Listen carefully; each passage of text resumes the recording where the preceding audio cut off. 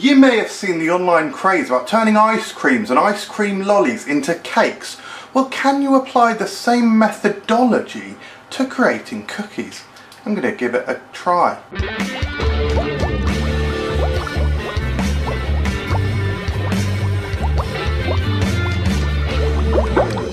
Hello everyone, welcome to Food Review UK Experiments. Yeah, another experiment.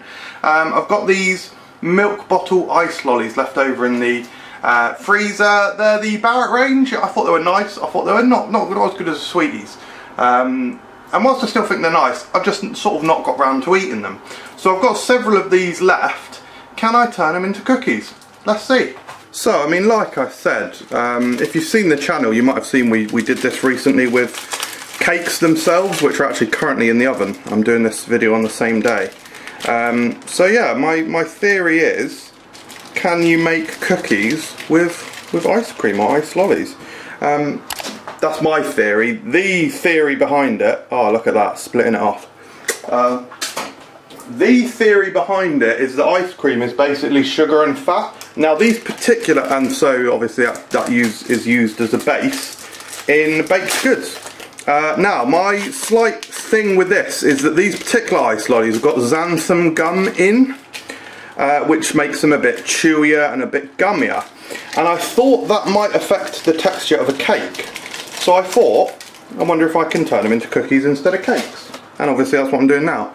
Now let's do the old getting it off. Brilliant. I hope I didn't just give myself a damn splinter. Because basically, guys, I avoid splinters and pain like the plague. Okay, don't do that technique, because there's a rogue bit of bloody wood there. Right, I'm going to be very upset if I have got a splinter, guys, because I do not get splinters. I specifically avoid getting splinters, because like I say, I'm like a very weak, very sort of, what's the word, pain and risk averse human. So I haven't had a splinter in years. Funnily enough, my worst kind of accident of that kind recently was last year when I was making my Invincible comic boxes. There was a very annoying thing that happened in which I was using cheap paintbrushes to create the boxes. There we go, I'm just using a knife now. And when I was smoothing over the box, I think I did something like that up against the dried box, and there was a dried bristle within the paper mache, and it went underneath my fingernail. Yeah, that was absolutely intense. I mean, that was like the Chinese bamboo torture, wasn't it? Yeah, hated that whole situation. I couldn't, oh god, mate, it makes me queasy thinking about it. But yeah, that was not a good situation. Fortunately, because it was so big and so long, it was quite easy to get out. But in any case, guys, it's not a situation you want, is it? It's certainly not a situation that I wanted. Anyway, that's me talking about splinters instead of making ice lolly cookies. Yeah, so that should be the fat and the sugar element. Now I need to check if cookies have eggs in, because I sort of can't remember that. Okay, it turns out that cookies do have egg in. One egg sort of is what most recipes say. So if we sort of pretend that this is the usual approximate amount of butter and sugar that people have, I think we're probably along the right lines. So let's get our egg in. Absolute eggy banter. You can see I've also got chocolate chips here. So I've got milk chocolate chunks, milk chips and dark chips. I'll probably might as well just use up these probably, because they're both open. Because this is sort of an exercise in using food up and not being wasteful. I said it on the cake video as well, but there's an ongoing gag that I buy so many ice creams just to try them and then don't love them, that I end up throwing away a lot of ice cream. Obviously we've got like a local food bank and that sort of stuff, which we do give food to occasionally, along with giving food to relatives as well, because obviously we get so much food. But things like frozen food and ice cream, you can't really give ice cream to a food bank. So yeah, so I end up throwing it away. And especially when, yeah, people don't, you're not going to give a half-eaten chocolate bar to a food bag. Or I said chocolate. You're not going to give a half-eaten ice cream to a food bank, are you?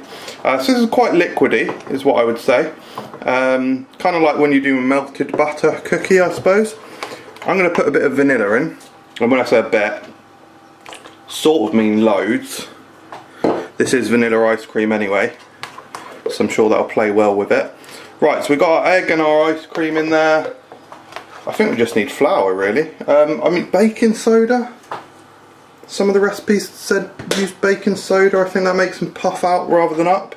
So hopefully this will make it chewier rather than cakier is the rough thought process behind that of mine.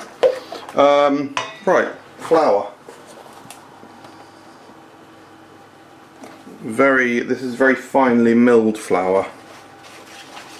And probably, yeah, all the dust is going over my camera, which I absolutely love. And you actually don't want to mix it that much when it's got flour in, because you'll build up gluten, which you don't want. I don't know if you don't want it in all baked goods. You certainly don't want it in cakes and cookies, I know that much. This is very liquid though. I imagine I'm going to need more flour. Let's get our chocolate chips in now. Chunks and chips. Oh yeah, let's just use all the chips. And a load more flour. Let's see if we get to a typical cookie dough consistency with this. I sort of envision, look like the cake sort of sounds like it's going to work. This one, I would say is I'm less certain that it's going to work, especially with how liquidy it is now. I guess I just need more flour. Probably can't do any harm, but this is why this video is on the experiments show, guys. Anyway, cookie dough should be God, coughing on the flour. Cookie dough should be tighter, so. And actually, I'll tell you what, cookie dough is often good when it's chilled. So this is already chilled because it's frozen, so that means it won't spread as much. So that's good. It's probably there, to be honest. It's quite thick. It's still a little cakey, a little runny. Maybe I'm going to add just a tiny bit more flour just to stiffen it up just a little bit. But there, I'm gonna leave it there. So let's just mix that last bit of flour in. Yeah, screw it. I think we're good with that. Now I'm going to separate them into balls, put it on a tray, and then we'll see that it's not going to work. Okay, so these seem the dough seems kind of sticky. So I'm going to use some paper. Let's see if I can even do it with my hands. I mean, this dough is clearly too wet, to be honest. But we're going to go for it anyway because we are mad lads. We really are, guys. So let's go for 3 across, I think. Or should I just go for 5? 5 per sheet, just to be on the safe side. Because if we think they're going to spread, I mean, that's a big cookie, that one. Nice. Okay, shape that a bit, and that one. Okay, let's try that and see what happens. I will say that is easily the worst tasting cookie dough I've ever had. Almost tastes like pure flour, but let's see what happens. Okay, the cookies look like they're done. This is what they look like. What the hell? They've literally only just come out, so they're incredibly hot, but if I just pick this one up, nah, can't, too hot. But I mean, look at this, look at the shape of it. Yeah, I don't think these are going to be good. So here it is, guys. This is the finished, one of the finished cookies. As you can see, it sort of just kept the shape that it was when it went in. Didn't really expand out too much, sort of went up if anything. Yeah, I don't know if you heard me try the batter. I don't know if I put that bit of footage in, but the batter was honestly the worst cookie dough sort of dough or batter I've ever had. So let's see. I did not enjoy the sponge cake that we made last time, so let's see if a cookie is any better. Judging from the taste of the raw dough, absolutely won't be. But it has got chocolate chips in, So it does have one thing over the cake batter. Let's give it a go. Oh god.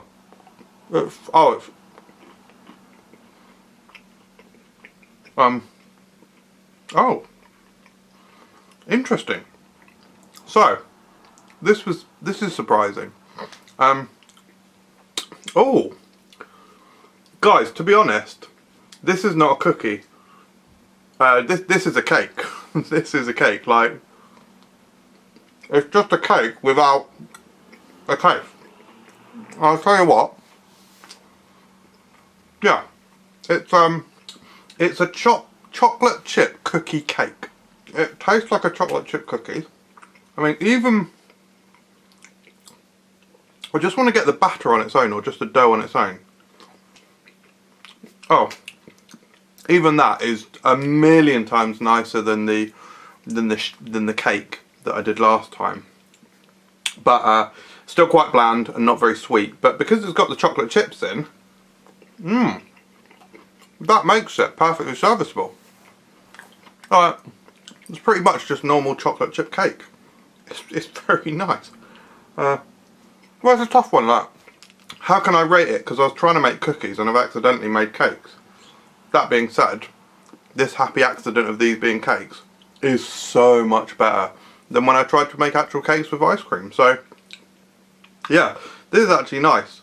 They're not cookies, but they're nice. I'm going to give it a very high 3 stars. Yeah, fine stuff. Nom, nom, nom, nom, nom. Thanks for watching, everyone. What baked good would you like to see me make using stuff what I was going to throw away from my freezer next time on Food Review UK Experiments? Subscribe? Why would you? But do, I guess. And we'll see you next time. Cheers, everyone!